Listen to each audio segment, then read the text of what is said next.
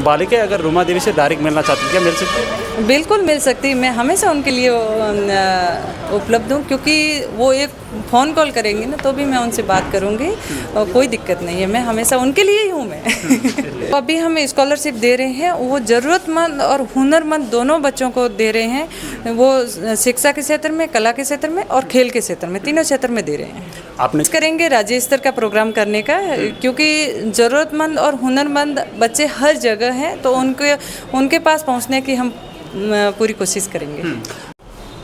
रूमा देवी और सुगुणा देवी फाउंडेशन योजनाओं को लेकर लगातार आपने देखा होगा कि बाड़मेर, जैसलमेर और जो जोधपुर, ये संभाग हैं, इस जोधपुर खासकर जोधपुर संभाग के अंदर ये तमाम योजना आपने ज़रूर सुनी होगी, लेकिन इसकी शुरुआत है वो जयपुर के अंदर होने जा रही है। मेरे साथ में रूमा देवी जी हैं, हम उनसे जानेंगे।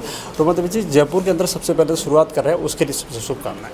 बहुत बहुत धन्यवाद। और रूमा देवी, सुगुणा देवी अक्षरा छात्रवृत्ति का प्रोग्राम का ये इस साल का दूसरा चरण है। पहला चरण जोधपुर में कल था और कल आने वाले कल में प्रोग्राम रहेगा जयपुर में कॉन्स्टिट्यूशन क्लब में। और जी मैम, जयपुर में आप शुरुआत करने जा रहे हैं, यहाँ पर जो स्कॉलरशिप जिन बच्चों को देने जा रहे हैं वो कौन कौन से जिले से बच्चे हैं?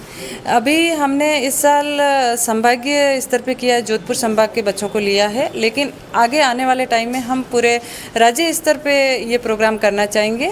तो इस हिसाब से हमने, क्योंकि पहले प्रोग्राम हमने बाड़मेर में किया, फिर जोधपुर में, फिर जयपुर में, बच्चे जो ग्रामीण क्षेत्र में एजुकेशन ले रहे हैं उनको एक्सपोजर की भी ज़रूरत है, और जो हमारे गेस्ट आएंगे, जो गाइडेंस बच्चों को मिलेगा वो बहुत ही महत्वपूर्ण है। इसलिए हमने ये प्रोग्राम है ये जयपुर में रखा।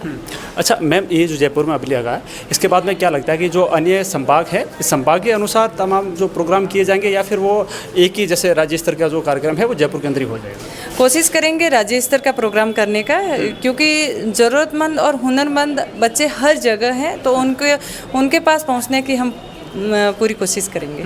अच्छा, कल आप जो ये छात्रवृत्ति देने जा रहे हैं उसमें जो बच्चे पार्टिसिपेट कर रहे हैं उन बच्चों ने कल जो अलग अलग फील्ड से आ रहे हैं वो, या ऐसे हैं जो केवल पढ़ाई से संबंधित है, या फिर अन्य किसी से? नहीं, जो अभी हम स्कॉलरशिप दे रहे हैं वो ज़रूरतमंद और हुनरमंद दोनों बच्चों को दे रहे हैं। वो शिक्षा के क्षेत्र में, कला के क्षेत्र में और खेल के क्षेत्र में, तीनों क्षेत्र में दे रहे हैं। आपने कहा हुनर और जैसे ज़रूरतमंद दोनों ही से हैं, ज़रूरतमंद और हुनरमंद। अच्छा, ये बताएं कि जैसे हुनर आपने जैसे शुरुआत की, जैसे महिला सशक्तिकरण से शुरुआत की, और जैसे उसमें धीरे धीरे आप आगे भी बढ़े, और उसी के तौर पर आपको एक डॉक्टर की उपाधि भी मिली, और उसके लिए भी शुभकामनाएं। बट ये बताएं कि जैसे आप एक हुनर को ढूंढ रहे हैं, अब ये धीरे धीरे आप ग्रामीण बच्चों के अंदर, क्योंकि सरकार कहीं ना कहीं ये तमाम कोशिशें करती हैं कि बच्चों को अच्छी स्कॉलरशिप दे और तमाम चीज़ें, फिर आपको ऐसा क्यों लगा कि सरकार कहीं, आपको ऐसा लगा कि वहाँ तक पहुँच नहीं पा रही है, या फिर आपने अपने स्तर पे ऐसे देखा कि भाई जिस ग्रामीण इलाकों से हम आ रहे हैं वहाँ पर ये ठीक से पहुँच नहीं पाती है?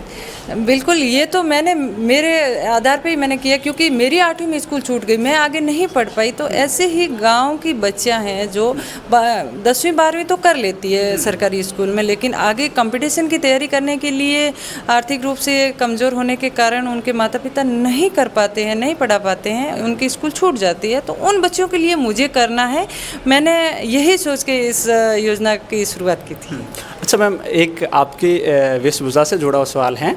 काफ़ी लोगों के मन में ये सवाल रहता है, लेकिन शायद वो डायरेक्टली पूछ नहीं पाते। तमाम दर्शकों के शायद मन में ये सवाल होगा कि ऑलमोस्ट ये देखा जाता है कि जैसे कोई आगे बढ़ता है तो वो अपने पहनावे को छोड़ देता है या फिर अपनी संस्कृति को छोड़ता है, लेकिन आप उसी संस्कृति से जुड़े हुए हैं। वही पहनावा, जैसे ये बाड़मेर जैसलमेर की खास करके ये पहचान है, उस पहचान को भी आप बनाए रखें। ये हमारे राजस्थान की पहचान है, और जब मैं राजस्थान से बाहर होती हूँ तो मुझे नहीं बताना पड़ता है कि मैं राजस्थान से हूँ। लोग बोलते हैं कि आप राजस्थान से। जब मैं इंडिया से बाहर होती हूँ तो लोग पूछते हैं कि आप इंडिया से।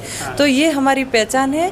और जब मैं गांव में जाती हूँ, मेरी आर्टिजन बहनों के साथ में बैठती हूँ, तो उनको भी ये बिल्कुल फील नहीं होता है कि रूमा जी ज़्यादा पढ़े लिखे हैं या कुछ करने के लिए अपने वेश बड़े हो गए वो वाले चेंज करना है, कि रूमा जी हम में से ही हैं, रूमा जी कर सकते हैं तो हम क्यों नहीं। उनका भी हौसला बढ़ता है, तो मुझे बहुत अच्छा लगता है। यानी कि महिलाओं के साथ में तो उनको हिचकिचाहट नहीं होती, जैसे अपने क्षेत्र में चले गए, जैसे किसी राजस्थान का जो क्षेत्र है। बिल्कुल, सबको यही लगता है कि रूमा जी हम में से ही हैं, कोई अलग नहीं है। अच्छा, शिक्षा के साथ साथ एक आप संगीत को भी बढ़ावा दे रहे हैं। मैंने देखा काफ़ी कार्यक्रम भी मैंने देखे हैं बाड़मेर के अंदर, आपके बहुत अच्छा करते हैं, अच्छे कलाकार भी हैं जिनको आपने तैयार किया, अच्छा प्लेटफॉर्म भी उनको मिल रहा है, और उनको लेके जो ये थॉट कैसे आई कि जैसे, क्योंकि शिक्षा एक देखा जाता है कि शिक्षा के आज के ज़माने में ज़रूरत है, महिला सशक्तिकरण की ज़रूरत है, लेकिन संगीत वाला ख्याल कैसे आ गया? देखिए, हमारी राजस्थान में कलाओं की कोई कमी नहीं है। हाँ। तो ऐसी एक ये कला है फोक म्यूजिक, जो वीणा पे 5 तारे वीणा पे संतों की वाणियाँ गाई जाती है, गोरख की, दादू की, मीरा की, और वो वाणियाँ अपने गांव में जागरण के माध्यम से शाम को 7 बजे गणेश वंदना से शुरू होती है और सुबह 7 बजे आरती होती है, और उसके बीच में जैसे जैसे रात ढलती है वैसी वैसी वाणियाँ गाई जाती है।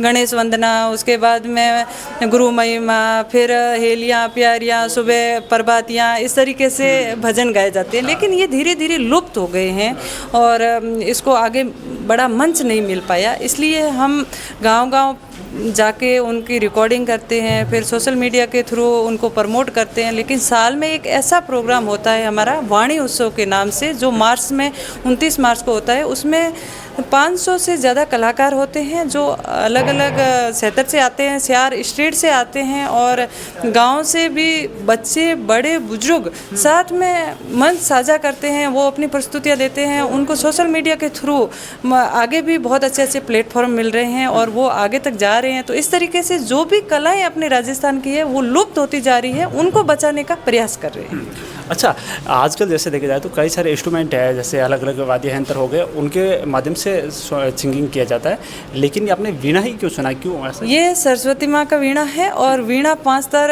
जब वीणा बजता है तो उनकी धुन वो अलग ही होती है, और उस धुन में हम जब सारे भजन सुनते हैं तो एक अलग ही अनुभूति होती है, और जो हमें रिलैक्स मिलता है। हम ऐसा कोई मेडिटेशन नहीं होगा जो हम भजन सुन के इतने रिलैक्स हो सकते हैं। बिल्कुल। अच्छा, आखिरी सवाल मेरा ये है कि अब जो कल जयपुर के अंदर कार्यक्रम होने जा रहा है, इस कार्यक्रम में कौन कौन पार्टिसिपेट कर रहे हैं? इस कार्यक्रम में हमने इनविटेशन तो सबको दिया है, जैसे हमारे माननीय मुख्यमंत्री जी को भी हमने इनवाइट किया है, और उप मुख्यमंत्री दिया कुमारी जी को, प्रेम सिंह जी बेरवा जी को, कई सीनियर IAS ऑफिसर्स को। तो वो अपना टाइम के हिसाब से किस तरीके से अपने प्रोग्राम में मैनेज करके पहुंचते हैं। अच्छा, रूमा देवी फाउंडेशन से कोई अगर जुड़ना चाहता है तो वो किस माध्यम से जुड़ पाए? बिल्कुल, रूमा देवी फाउंडेशन की वेबसाइट है, और वेबसाइट पे फ़ोन नंबर भी दिए गए हैं, उसके माध्यम से आप जुड़ सकते हैं। ईमेल ID है, उस पर मेल कर सकते हैं।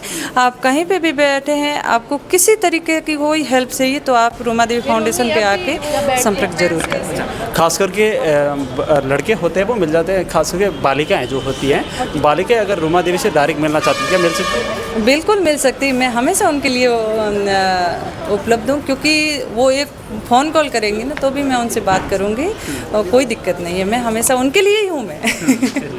बिल्कुल। देखिए, मेरे साथ में रूमा देवी जी थी। आपने देखा कि एक तो बात करने का लहजा और वो मुस्कान, वैसे अक्सर देखा जाता है कि जैसे जैसे लोग अपने फील्ड में आगे बढ़ते हैं वैसे वैसे कहीं ना कहीं उस संस्कृति से या फिर जुड़ाव धीरे टूट जाता है, लेकिन ये वो लोग हैं जो संस्कृति को संजोए रख रहे हैं। तमाम जो खास करके राजस्थान की जो संस्कृति, अगर विदेशों में भी जाते हैं तो इसी पहनावे के अंदर जाते हैं, ताकि ये पहचान, इन्होंने जैसा बताया कि मुझे बताना नहीं पड़ता कि मैं कहाँ से हूँ, वो देखते ही समझ आते हैं। अब कल का कार्यक्रम रहेगा, उसकी भी हम पूरी कवरेज आप तक लाइव दिखाने की कोशिश करेंगे।